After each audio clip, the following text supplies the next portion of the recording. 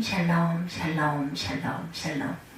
하나님 사랑합니다. 여러분 주 안에서 사랑합니다. 사사기 14장 1절에서 18절 말씀이죠. 삼손과 딥나의 여자 이야기를 함께 나눠봅니다.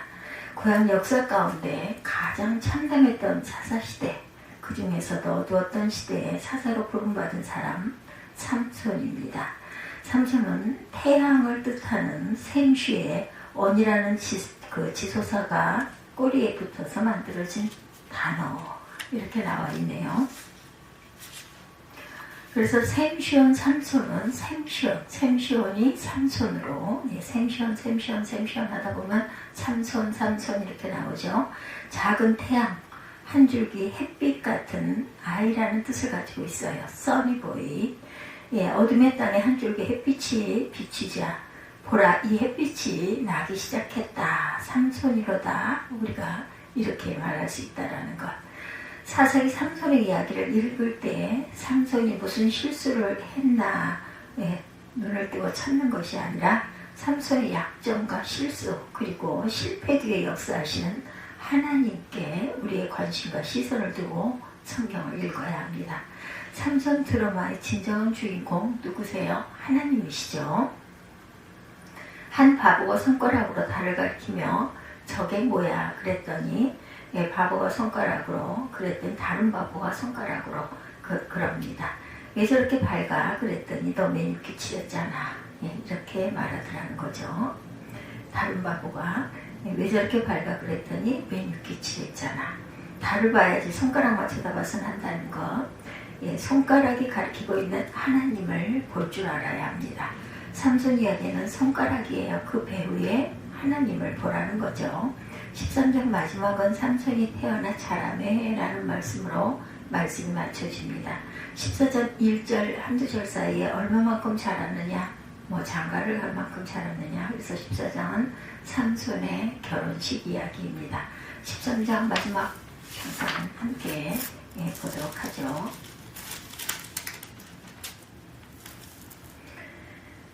23절이죠. 그의 아내가 그에게 이르되 야훼께서 우리를 죽이려 하셨더라면 우리 손에서 번제와 소제를 받지 아니하였을 것이요 이 모든 일을 보지 아니하셨을 것이며 이런 말씀도 우리에게 이르지 아니하리다 하였더라. 그 여인이 아들을 낳으며 그 이름을 삼손이라 하느라.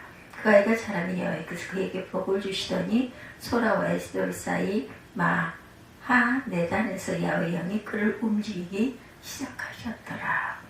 야훼의 영이 그를 움직이기 시작하셨더라. 이렇게 13장 마지막이 끝이 납니다.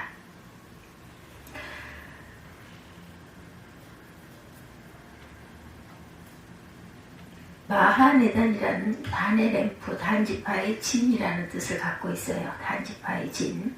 그래서 성령이 역사할 때 삼손은 바로 다음 절 14장 1절 이하의 이방 여인과 결혼식을 합니다. 얼마나 어처구니 없는 이야기예요. 지금까지 대부분 사사들은 원수를 무찌르기 위해서 군인을 모집합니다. 그러나 삼손은 이방 여인과 혼인식을 하죠. 도대체 이게 무슨 뜻일까?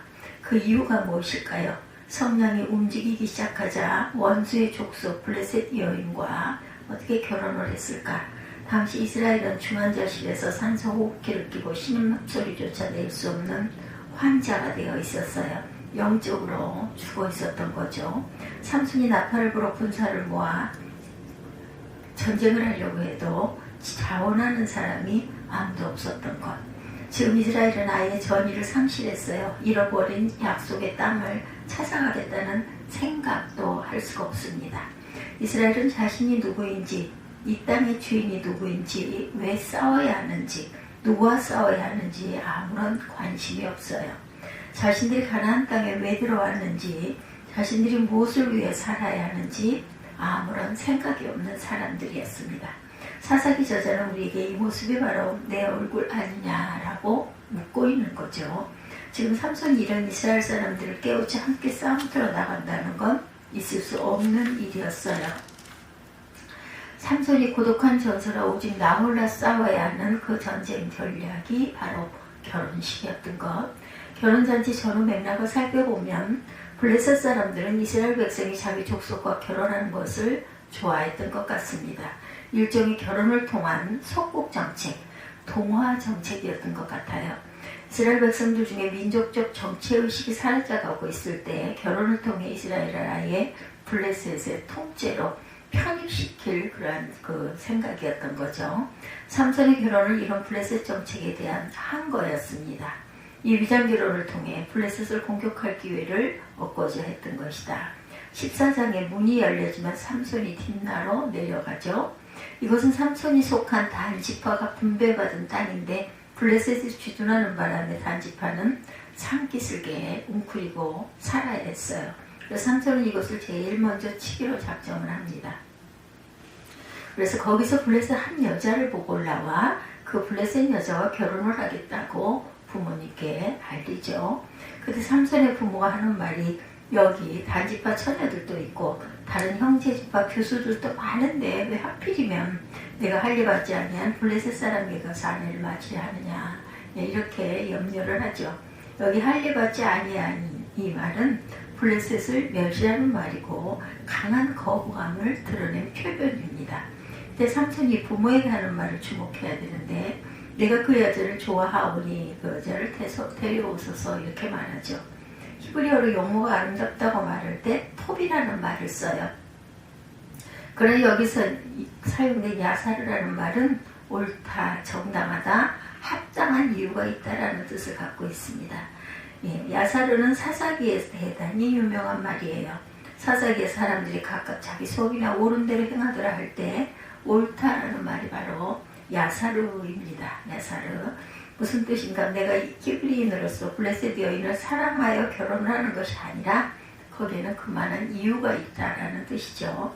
지금 내가 블레셋 여인과 혼인을 해야 아주 가장 정당한 이유가 있다는 것입니다. 그 정당한 이유는 결혼을 통해 블레셋을 치겠다 이런 뜻입니다. 삼손이 철부지사사라서 아니면 삼손이 플레이보이라서 여성 편력을 시작하는 것이라는 선입견을 가지고 있던 사람들, 이 결혼이 전략결혼, 위장결혼이었다는 해석을 받아들이기 굉장히 어려울 거예요. 삼손의 결혼 사건을 해석하는 핵심 구절 4절이 뒤따라옵니다. 전략결혼의 4절을 보도록 하죠.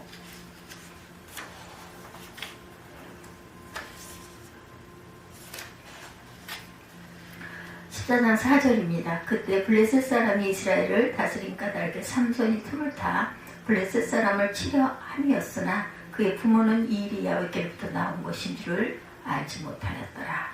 이것이 삼손의 엉뚱한 짓에 대한 성경의 해석이고 평가입니다.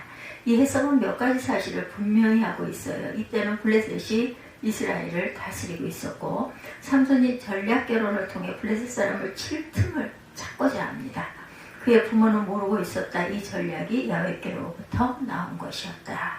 그러므로 호세아 선지자가 하나님의 사랑을 보여주기 위해 음란한 여인 고멜과 결혼을 하듯이 이 삼손은 하나님의 백성은 아직 죽지 않았다.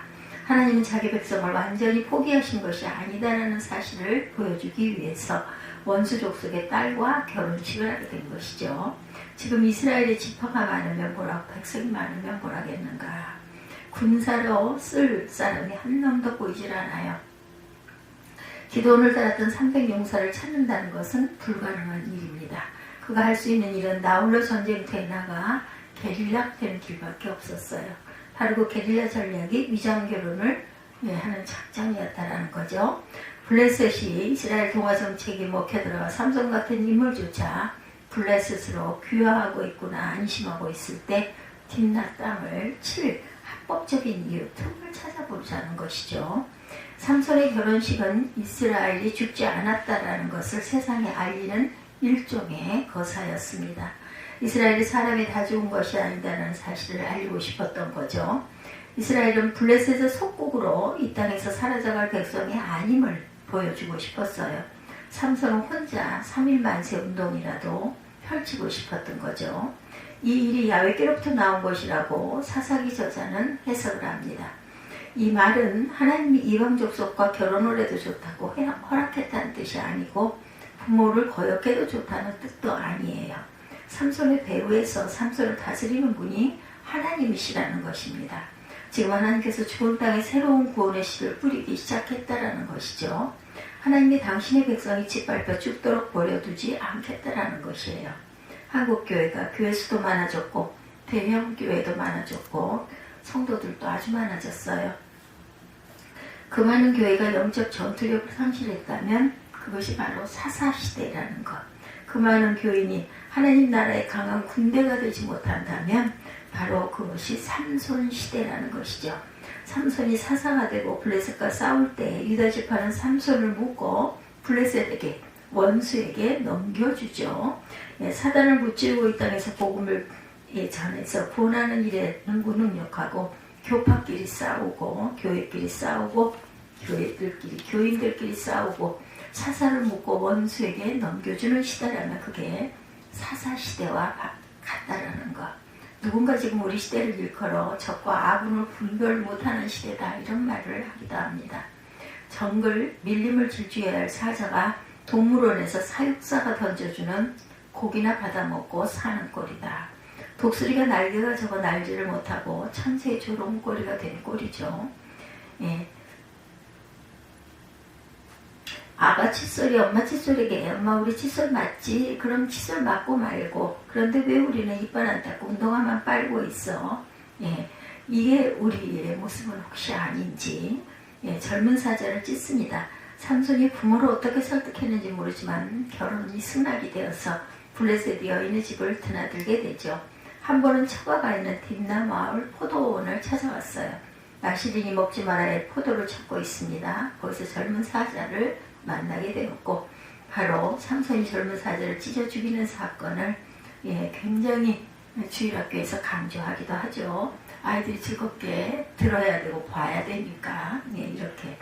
그 이후로 로버트 태권브의 슈퍼맨 600만 불의 사나이 두 얼굴의 사나이 마징가 제트 하면 거기에 성경에 나오는 인물로 삼손 장군을 떠올리게 돼요. 아이들이. 성경을 바로 이 순간 중요한 기록을 남깁니다. 6절에 보면 야훼의 영이 삼손에게 강하게 임하니 그가 손에 아무것도 없이 사자를 염소 새끼를 찢는 것 같이 찢었다 이렇게 증거하죠. 그런 소중한 경험이 있은 후 삼손은 다시 그 여자가 있는 딥나 마을로 갑니다. 바로 그 포도원 곁을 지나다 보니까 궁금한 생각이 들었어요. 내가 죽인 사자가 어떤 꼴을 하고 있을까? 사자의 시체에 야생거리 벌집을 짓고 꿀을 잔뜩 모아놓았어요. 손으로 그 꿀을 떠서 먹고 길을 가며 꿀을 실컷 먹고 부모에게도 꿀을 들여서 먹게 합니다. 이번엔 시체를 만지거나 부정한 것을 먹지 말아야 할 나시린이 사자 시체를 가까이 하고 시체에 매달린 꿀을 먹습니다. 사자의 시체에 벌떼가 꿀을 모아 두었다는 게 금방 이해가 안 돼요. 벌은 부패한 동물 위에 벌집을 짓지 않습니다. 사막에서는 시체가 부패 과정을 거치지 않고 금방 바싹 말라 바위처럼 굳어질 수가 있어요. 혹은 다른 짐승이 금방 시체를 뜯어먹고 남은 뼈에 벌집이 매달려 있을 수도 있습니다.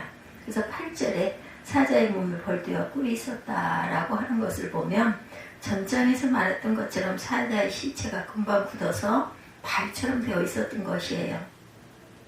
이 사건을 접하는 독자들은 해석상 혼란을 겪게 됩니다. 나시린이 포도원을 찾고 시체를 만지고 거기서 난 꿀을 먹는 이 일을 과연 어떻게 해석하고 이해해야 할 것인가? 이런 과정에 야훼의 영이 강하게 임하는 것은 또 무엇일까? 삼손의 결혼식 준비는 가슴이 설레는 행복이 아니라 가슴을 조이는 전쟁 준비와도 같은 것이었고 친구들은 물론 부모들도 이해할 수 없는 일이었죠. 외롭기도 하고 가슴이 아프기도 합니다. 삼손은 홀로 이 모든 일을 겪어요. 바로 이때 젊은 사자를 통해서 놀라운 경험을 하게 돼요. 야훼의 영이 강하게 임하는 것이다. 성령의 임재는 이 결혼 작전을 통해 블레셋을 칠 틈을 노리는 것은 참 잘한 것이라는 야훼의 보증이 되죠. 이 작전 가운데 하나님이 함께할 것이니 두려워하지 말라는 하나님의 약속이 있습니다. 그렇다면 하나님께서도 나시린이 포도원을 가까이 한 것도 시체를 만진 것도 다 인정하고 용납한 것일까? 아닌 거죠. 그럼에도 불구하고 하나님이 쓰시는 사람입니다. 삼손의 혼란과 실수에도 불구하고 하나님이 기다려주셨다는 것. 어쩌면 삼손이 영적으로 약해져 있기 때문에 더 강력한 성령의 역사가 필요했던 것이죠. 사사시대가 영적으로 어두웠기 때문에 더 강력한 인도하심이 필요했던 것이다. 삼손이 사사로서 혼돈된 정체의식을 가지고 혼란스러운 행동을 하고 있기 때문에 사사기를 읽는 우리조차도 혼란스러운 것이다. 하나님의 자녀로 깨끗하고 정당한 삶을 살지 못했음에도 불구하고 충성된 삶을 살지 못했음에도 불구하고 남들보다 사업이 잘 되고 있는가? 가정이 평안한가? 당신의 주가는 계속해서 오르고 있는가? 가족이 모두 건강하고 행복한가? 자녀들이 세상에서 인정받고 사랑을 받고 있는가? 반드시 당신이 하나님 앞에 잘 살아서 그런 복을 받고 있는 것이 아니면 누구보다 자기 스스로가 알고 있을 거예요. 두려워하지 마시고 감사하시기 바랍니다. 하나님이 당신의 죄와 실수, 약점과 허물을 모두 인정해 준 것이라고 생각하지 말고 하나님은 기다리고 계시고 인내하고 계신다라는 것. 그래서 모든 것들이 당신의 것이 아님을 고백하고 인정하기를 원하세요. 하나님이 주신 경험, 축복, 기적의 경험을 가지고 하나님이 주신 사명을 잘 감당해라 말씀하고 계십니다.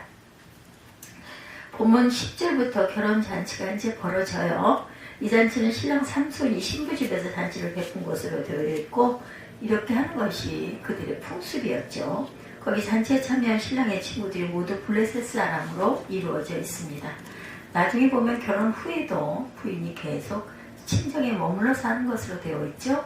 당시 이러한 블레셋 혼인 풍습을 치디카 혼인이다 이렇게 부릅니다. 치디카 혼인. 치디카, 차디카라는 연인, 애인, 현지처라는 뜻을 갖고 있어요. 차디카 혼인입니다. 치디카가 아니라.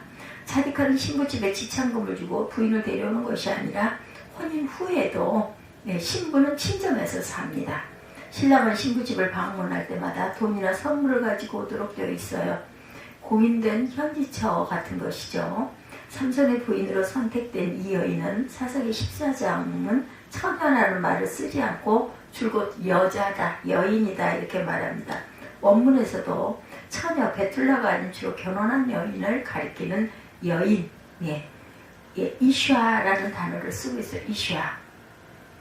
과부나 이혼녀였던 것 같아요. 과부나 이혼녀. 그리고 신랑의 친구 30명이나 초대하는 것을 보면 딥나 마을에서 영향력이 좀 있는 집안이었던 것 같습니다. 결혼 같지 않은 결혼식, 신부 같지 않은 신부, 친구 같지 않은 친구들, 그래도 삼손에겐 비교적 든든한 후원군이 될 만한 처가댁이기도 하죠. 합법적인 시비거리가 생겨 한판 붙게 되면 그럴듯한 싸움이 될 만한 상황을 삼손은 설정한 것이에요. 결혼잔치에 흥이 달아오르고 절정에 이를 무렵 삼손이 싸움판을 준비합니다. 수수께끼를 내서 맞추면 상을 주는 그들의 풍습이었어요. 그래서 삼손은 수수께끼 상금을 엄청나게 크게 걸어서 도박판을 되게 하고 마침내 그것이 시비와 싸움으로 이어질 것을 기대했어요. 배옷, 즉 비단 속옷 30벌, 겉옷, 요즘으로 말하면 양복 30벌 내기입니다. 모인 들러리 친구 30명의 겉옷 속옷을 발가 벗겨놓고 말겠다라는 뜻이기도 하겠죠. 신랑의 들러리들이나 마을 사람들을 무작정 죽일 수는 없고 옷을 벗어라, 옷 벗는다, 장난한 것 가지고 왜 그러냐. 게임은 게임이다. 비겁하게 굴지 마라. 이래서 30명의 친구들의 폭동을 일으키게 되면 결국 싸움을 격하게 만들어서 일순간에 그들을 죽이겠다는 계산이었던 것 같아요. 일종의 정당방위 상황을 만들어가는 것이죠. 14절 수수께끼가 참 애매합니다. 수수께끼는 원래 애매모호하지만 그 해답을 알고 나면 명쾌하죠. 그래서 사람들에게 즐거움과 신선함을 주게 돼요. 그러나 삼손의 수수께끼는 그 해답이 질문보다 더 애매모호합니다. 수수께끼는 이게 뭐지? 질문 형식이 되어야 하고 대답은 그것은 이거다. 서술 형식이 되어야 하는데 삼손의 수수께끼는 서술문으로 되어 있고 대답이 오히려 질문형으로 되어 있어요. 수수께끼란 보다 타당성이 있어야 하는데 삼손의 수수께끼는 자신만이 경험했던 내용을 가지고 수수께끼다라고 만들어서 던진 거죠. 애매모호하고 알쏭달쏭한 이게 삼손의 수수께끼였던 거죠. 그래서 주경가들은 여기 수수께끼는 성령의 사람인지 천방지축 철부지인지 애매모호한 삼손 자신을 상징하고 있다 이렇게 해석을 하기도 합니다. 사사시대, 족장시대, 지파시대도 아니고 왕정시대도 아닌 모성의 시대를 상징한다고 말합니다. 삼손이 활동하던 무대 소다, 딥나, 아스글럼, 소렉골짜기, 가자지역, 즉 평지도 산지도 아닌 어중간한 산깃을 MMO 지역을 상징하고 있는 거죠. 자기 멋대로 낸 수수께끼, 자기만 아는 정답, 이것이 삼손의 수수께끼 넌센스입니다. 수수께끼가 아니라 차라리 넌센스 퀴즈죠. 먹는 자에게서는 먹는 것이 나오고 강한 자에게서는 단 것이 나왔느니라. 이게 바로 수수께끼예요. 그 성서 연구가 바우엘 포터 갔을 때 내 같은 사람은 블레셋 사람들이 그건 섹스다 성생활이다 대답하리라고 기대했던 것이죠. 그런데 마을 청년들이 삼손의 부인을 협박하고 부인의 눈물 어린 사랑 투정으로 알아낸 정답은 18절 무엇이 꿀보다 달겠으며 무엇이 사자보다 강하겠느냐입니다. 이 일로 삼손이 정당하게 블레셋 딥나 도시를 치겠다던 계획은 수포로 돌아가고 말았어요. 그토록 애써 수립해낸 전략을 가지고 자신이 일순간에 그 모든 것들을 무너뜨리고 맙니다. 사자보다 강했던 삼손, 꿀 앞에 맥을 못 추었듯이 사자 같은 사자 삼손은 꿀 같은 여자 앞에 늘 맥을 못 추다 걸핏하면 실수와 실패를 반복합니다. 삼손은 실패하지만 하나님은 어떻게 블레셋을 치기 시작하셨는지 14장 19절부터 15장까지 이어져서 나오죠. 삼손이 아스골론에 내려가 30명 블레셋 사람을 죽이고 옷을 빼앗아 오는 이야기입니다.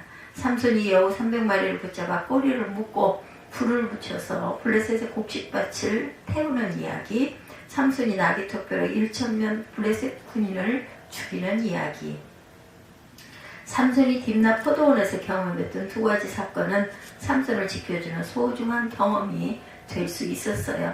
하나는 야훼의 영이 강하게 임하여 젊은 사자를 찢어 죽일 수 있었던 승리의 경험이고, 두 번째는 사자의 죽음에서 꿀을 떠먹었던 실패의 경험입니다. 삼손이 이 경험을 늘 묵상해서 소중하게 간직했더라면 딥나의 포도원은 삼손의 영성의 고향이 될 수도 있었을 거예요. 하나님이 함께 하시면 젊은 사자도 이길 수 있어요. 그러나 경성하지 아니하면 꿀에 미끄러져서 넘어질 수도 있습니다. 하나님을 의지하면 나는 이리떼 같은 블레셋 앞에 젊은 사자가 될 수도 있어요. 그러나 깨어있지 못하면 나는 그들에게 꿀이 되어 그들이 나를 빨아먹게 될 것이다. 우리 모두에게도 딥나의 포도원이 있습니다. 하나님이 함께 하셨던 승리의 경험, 작은 유혹을 이기지 못해 실패하고 넘어졌던 경험의 고향입니다. 사자를 이긴 당신이 꿀에 넘어졌던 경험은 없으신지요? 그토록 멋지게 헌신했던 당신이 누군가의 말 한마디에 넘어진 경험은 없으십니까? 그 엄청난 기적을 체험한 당신이 그 보잘것없는 시험에 쓰러진 적은 없습니까? 하나님께서 그 큰 복을 주셨는데 그 지푸라기 같은 것을 붙들고 바둥대고 있지는 않은지, 삼손이 사자를 찢어 죽인 딥나의 포도원 경험을 묵상하고 있었더라면 블레셋을 칠 틈을 찾는 게임도 거기서부터 지혜를 얻어야 했어요. 내가 삼손이었다면 30명과 차례로 팔씨름 경기를 했을 것 같습니다. 10명씩 차례로 줄다리기를 했으면 또한 어떠했을까요? 이왕 수수께끼 게임을 시작했으면 꿀에 넘어진 사건을 기억하고 꿀 같은 아내의 꼬임에 넘어가지 말았어야 되겠죠? 삼손은 지금 하나님이 주신 성공의 경험도 자기 자신이 겪었던 실패의 경험도 소홀히 간직하다가 또 다른 실패를 겪게 돼요. 이 엄청난 삶소에는 실패를 하나님이 어떻게 만회하시는지 성경이 증명합니다. 사사기 14장 19절과 20절이에요. 야훼의 영이 삼손에게 갑자기 임하심에 삼손이 아스골론에 내려가서 그곳 사람 30명을 쳐 죽이고 노력하여 수수께끼 푼 자들에게 옷을 주고 심히 노하여 그의 아버지의 집으로 올라갔고, 삼손의 아내는 삼손의 친구였던 그의 친구에게 준 바 되었더라. 아멘.